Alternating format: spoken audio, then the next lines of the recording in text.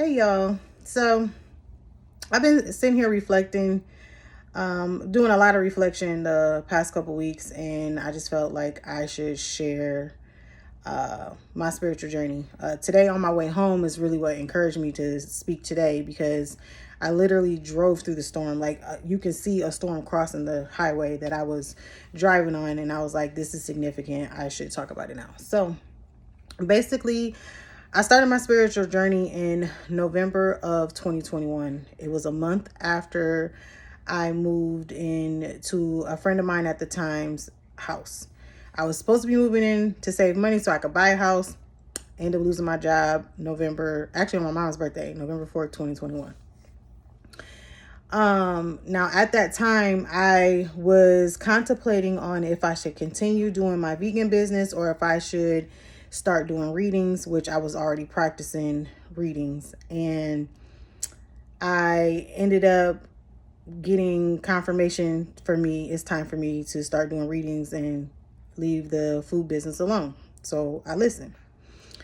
A couple months later, January of 2022, my father passed away. And that is what started what I call the big awakening. It was really just a lot of storms to clear out my path. I had a lot of trauma for myself and generational trauma that I needed to clear out. So after my dad transitioned, in February, I lost my truck. My truck ended up getting repossessed because I didn't have a job. And I had to relocate back to Michigan to be with my mom to help her out, since my father passed because he was the breadwinner. And she needed help. I needed to be there for my mom. And I was there. The whole time I'm there from January of 2022 to August of 2023, I was unemployed. The only way that I made money was through doing readings and coachings, doing spiritual coaching. I ended up getting my certification for spiritual coaching in March of 2022. Now, a lot of people ask me because a lot of people don't understand how I grieve. I'm not one to sit in sadness. I can't do that. I am more detached, but I use that energy to transmute it. So that's what I did. My grief, I had my time where I had my breakdown moments, my sleepless nights. I went through all the emotions, anger, all of that. And finally, I just became at peace with it. I still have moments where I break down, think about my father, but I'm not one to sit in that sadness because I have a higher understanding of death or transitioning, right? So that's what I did. I transmuted that energy. I wrote a book about narcissism. I created a line of journals. I became a certified spiritual coach and an internationally certified self-love coach. I then got my first client that was in Amsterdam. While I'm doing all this, though, I'm going through my own personal storms. Okay. Because again, not only am I healing from my own trauma, I'm healing from generational trauma. And some things that I was healing that I thought was personal was really generational. Some of my experiences, I had to end up getting a higher understanding that this is something that was passed down. So it was a lot of facing the mirror on some things that I did. And just getting a deeper understanding of who I was and shedding that skin because I no longer resonated with her anymore. As I stated, I didn't have a job, so all the money that I got was from readings or people giving me money. But I manifested the money that I got. I literally will go in the shower when I needed some money and I will manifest over water in the shower. And I kid you not, an hour, sometimes the next day, I would get the exact amount, if not a little bit more than what I asked for. It would even be people wouldn't even know that I needed money because I was never the type to tell people that I needed money. I'm not the type to beg for money. I've always been a grinder. My daddy raised me that way. So I always felt like I'm going to find a way to get some money. I would get random cash apps. I would get random checks in the mail. Shout out to my friend Bubby, because he was a big supporter of mine. He never knew that I needed money, and he would randomly send me cash apps just because. And I know that was my divine team, like, you know, in a sense, letting him know to send me something, because he came through on times with, he didn't even know I needed the money, you know.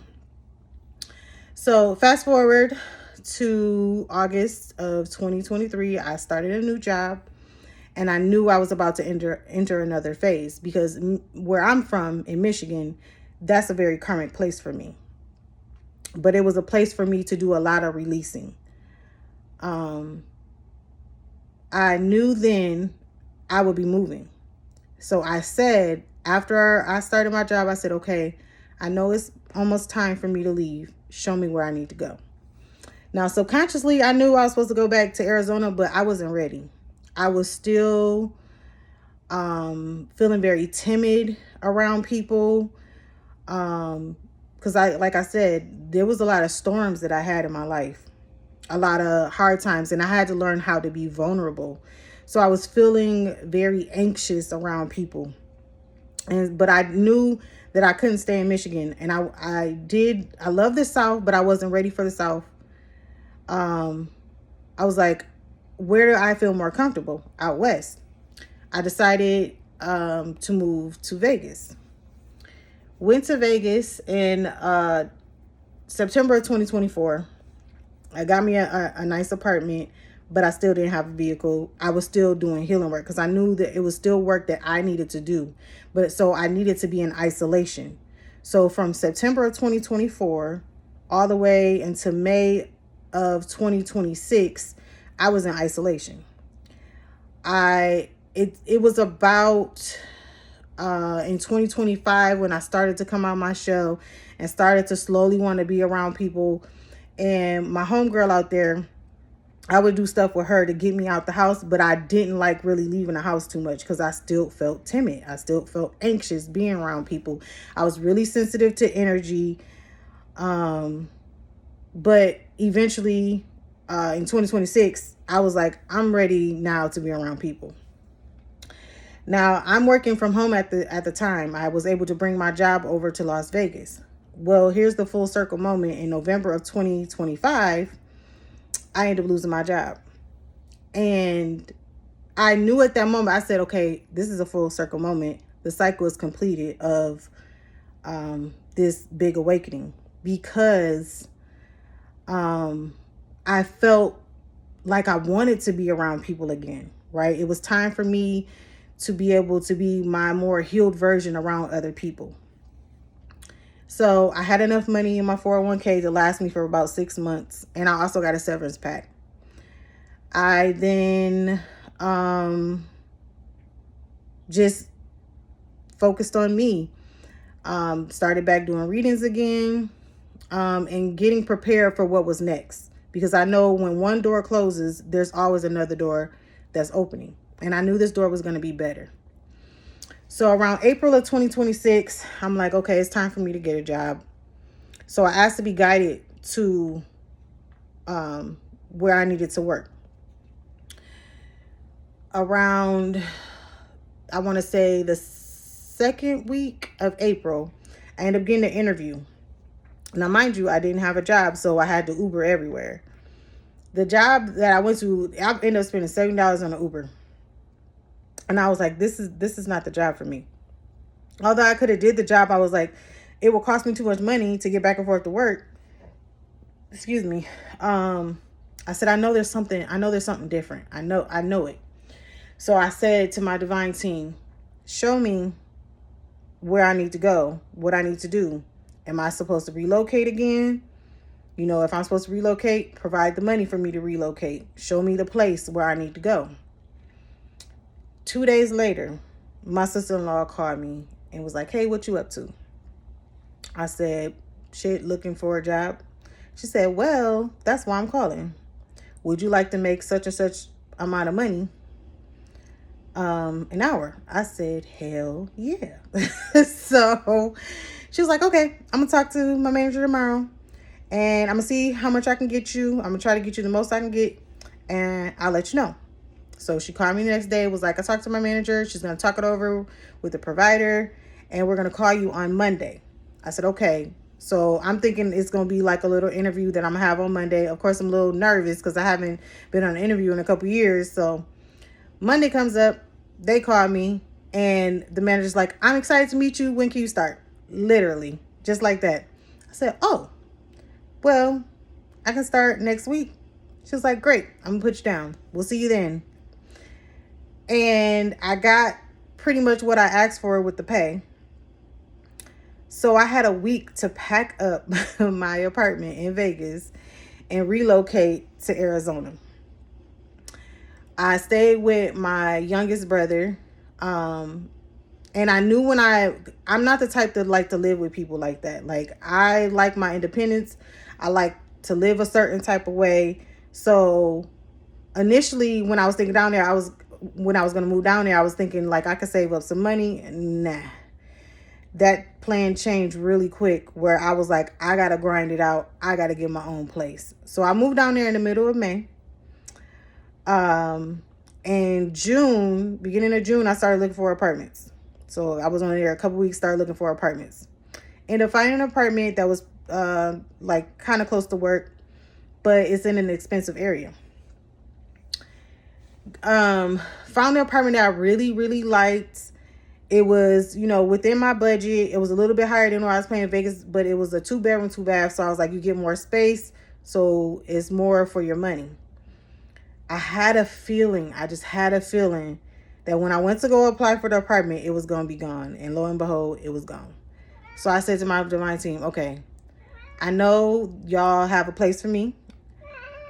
Show me where I'm going to be going. So about a week later, I went on Google because the apps weren't showing. They don't show every apartment place. So I went on Google and my sister-in-law was like, why don't you move out to my city? The rent is cheaper out there. They're building it out. They got new apartments out there. I said, okay, I'm gonna check it out. So check out her city. I ended up finding 3 options and I went to go see 2 of them. When I seen the second one, I was in love. I was like, this is my place. I claimed it. I was like, this is my place. I know this is my place. It's like a little bungalow. Like, this is what I want. So, I went and I applied. And a week and a half later, found out I got approved. This is all, mind you, in June. I just moved down here in May, the second week of May. I moved in on June 30th. They had a promotion of free rent. So all I had to do was pay a little $500 deposit and also a free promotion on the Wi-Fi and washer and dryer and stuff like that. So the next thing I said is I need a vehicle. So I'm like, okay, I went to go apply. Now, my credit is not the best because, all these transitions and everything that I've been going through trying to get caught up for the past few years of being unemployed. So I was still, getting caught up in having to repair my credit. Not to put y'all in my business, but, but I'm like, I need a vehicle. I went to go apply initially right after I got the apartment and they gave me a deposit amount and I'm like, that's going to take about 2 checks. And I'm like, okay, I have to do what I got to do. Didn't find a vehicle that I like. The offer ended up expiring. So I said to my divine team, I need a vehicle. There's no way that I can live way out here without a vehicle. I then, once I said that, I was like, either give me the money, the deposit, or make a way that I can afford to get this vehicle. The offer expired. I went to go reapply. my deposit went way down that I was able to afford to pay it with one check and still have money left over. I applied for the vehicle a couple days, 3 days after I got the approval, and got the vehicle that Sunday. So it was like within a 5-day span, I got my vehicle, 2025 vehicle. So I say all of this, and I'm sharing this because I just want to let you know, like, any storm that you go through, there's always light at the end of it. The sun always rises. It always comes out. I didn't see where I was being guided to. I didn't see what was going to happen after this storm, but I trusted that I was going to get through it. I also changed so much of myself. So those of you that are on this spiritual journey, just keep going. I know it is hard to see a way forward. I know when you have to face the mirror, it's the hardest thing you ever have to do because it takes accountability. And then it takes changed behavior. You can do it. If I did it, you can do it. Okay? Just keep going, keep connecting with yourself, keep clearing out the energy, keep dealing with the trauma and facing the trauma, because you can set yourself free from it. And when you set yourself free, you're opening doors to blessings, right? You're able to manifest the life that you want to live. I'm still doing my healing work. I have a lot of trauma that I have to break free from, but I have these tools now to get through the trauma, to get through these storms when they come up. I never gave up hope. I never stopped believing that there was going to be something greater later. So I just wanted to share this because I know that there's somebody out there that, even if it's just one person, the storm is not the finality. Okay? So keep pushing through. I'm sending y'all lots of love. Till later. Bye.